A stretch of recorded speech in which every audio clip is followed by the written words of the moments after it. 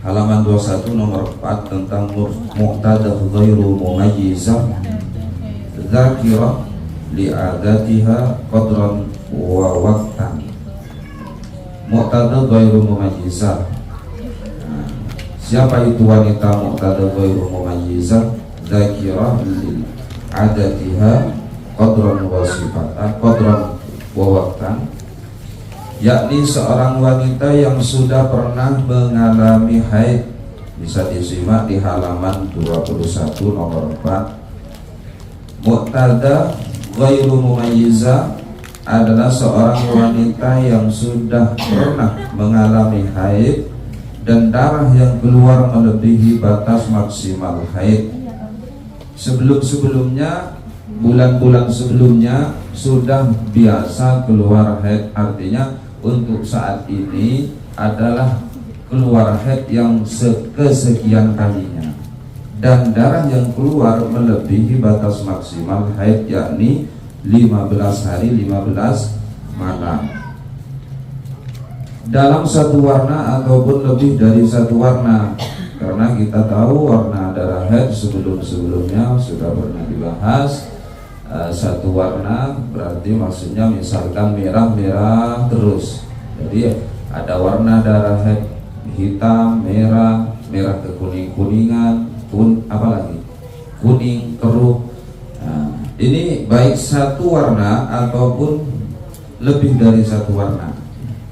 Namun darah yang keluar tidak memenuhi kriteria yang ada pada muqtadah mumayyizah, mubtadi'ah mumayyizah. Di bagian pertama orang istihadah itu diistilahkan, bagian yang pertama kemarin itu diistilahkan dengan mubtadi'ah mumayyizah, orang pertama kali mengeluarkan haid. Di situ ada syarat-syaratnya. Jika tak memenuhi ketentuan yang ada pada haid, yang ada pada bagian mustahadah yang pertama, maka nanti kita masuk di mustahadah yang keempat ini.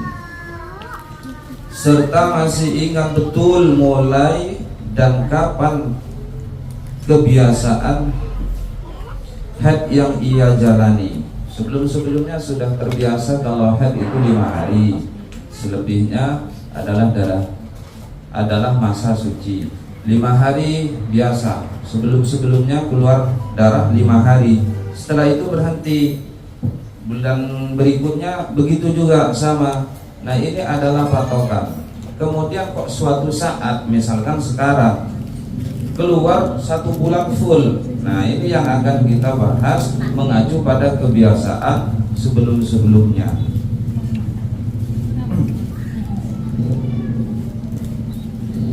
Untuk mustahadah nomor 4 ini yang dijadikan pedoman dalam menentukan haid dan sucinya adalah kebiasaan haid dan suci yang telah dialami sebelumnya.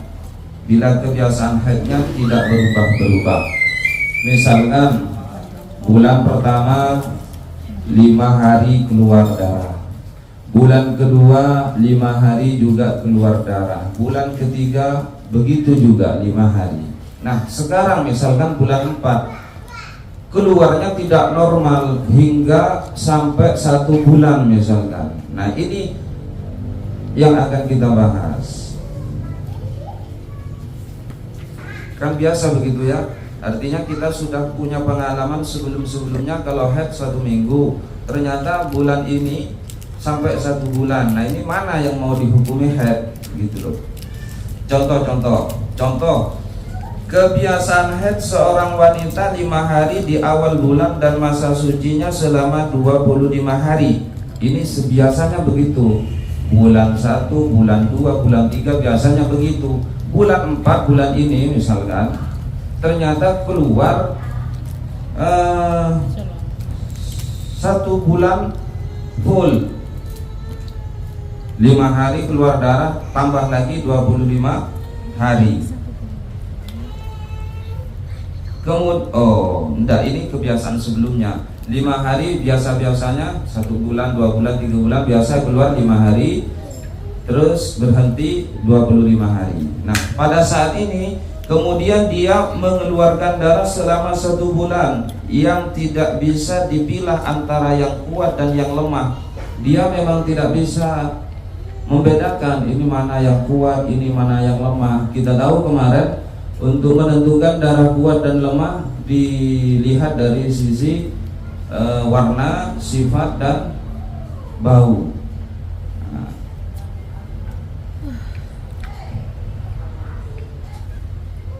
Terus mana lagi? Dan bisa dipilah, akan tetapi darah tersebut tidak memenuhi ketentuan-ketentuan yang ada pada mubtadi'ah mumayyizah pada kasus mustahadah yang pertama kali itu. Perincian hukumnya maka bagaimana? Mandi di hari ke-15, qadha salat 10 hari, haidnya 5 hari pertama tadi mengikuti adatnya, istihadah 25 hari. Nah, gitu. Insyaallah paham ya? Paham insyaallah.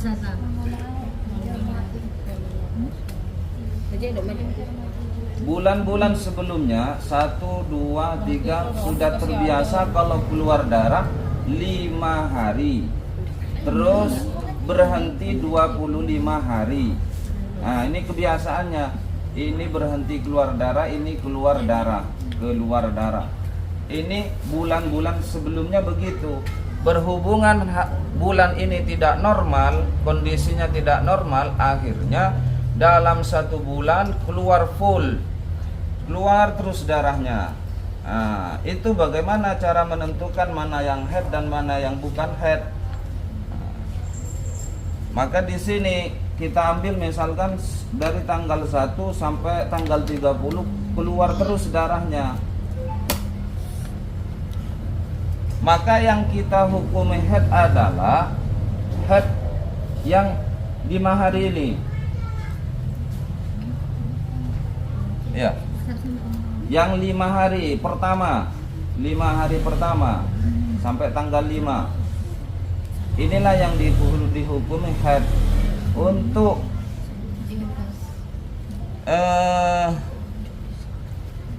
yang 25 harinya kan 30 ya, 30 dikurangi 5 jadi 25.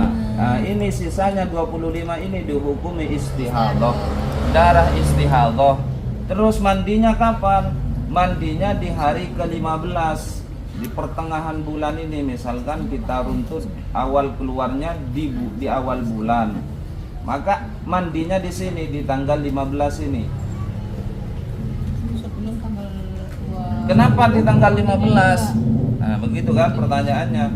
Karena dari tanggal 1 ke tanggal 15 adalah masa-masa haid.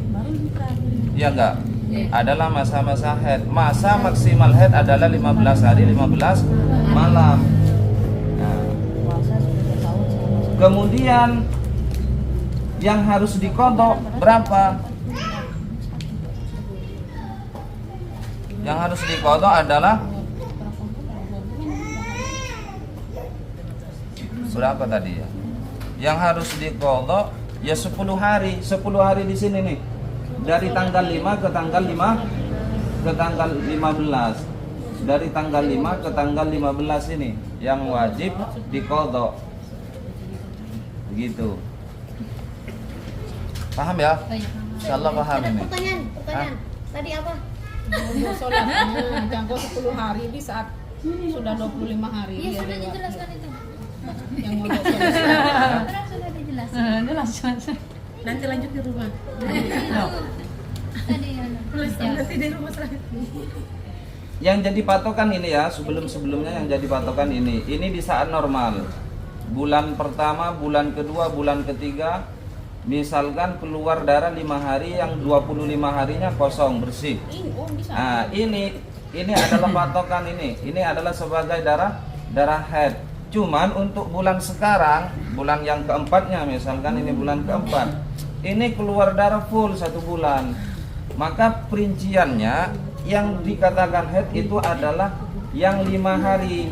Meskipun ini keluar darah terus, tapi yang dihukum haid adalah yang 5 hari. Kenapa? Karena mengacu pada kebiasaannya. Kebiasaannya 5 hari. Sisanya adalah istihadah, darah istihadah. Kalau darah istihadah tetap kegiatan ibadah wajib bagi mereka. Jadi ya sholat seperti biasa. Gitu. Paham. Berarti di sini meskipun darah keluar terus, di sini kita tetap bersesuci meskipun darah keluar terus dengan cara apa ya? Dengan cara diberi apalah supaya tidak disumbat. Istilahnya tetap kita wajib melaksanakan ibadah sebagaimana biasanya. Jadi seandainya kita melakukan sholat di sini karena kita sudah memastikan darah haidnya adalah di sini, ini tidak ada yang perlu kita qadha. Begitu loh. Tidak ada yang perlu kita qadha. Tapi kalau kita menunggu sampai di hari ke berapa tadi? Di hari ke-15 kita tidak mandinya di hari ke-15, maka ada yang perlu diqadha. Ini kosong ini, tidak beribadah kan? Tapi kalau kita ngambil di sini mandinya, terus kita melakukan kegiatan puasa, kegiatan ngaji, kegiatan sholat yang membutuhkan suci, maka kita bisa di sini melakukannya dan tidak perlu ada yang diqadha. Paham insyaallah? Insyaallah.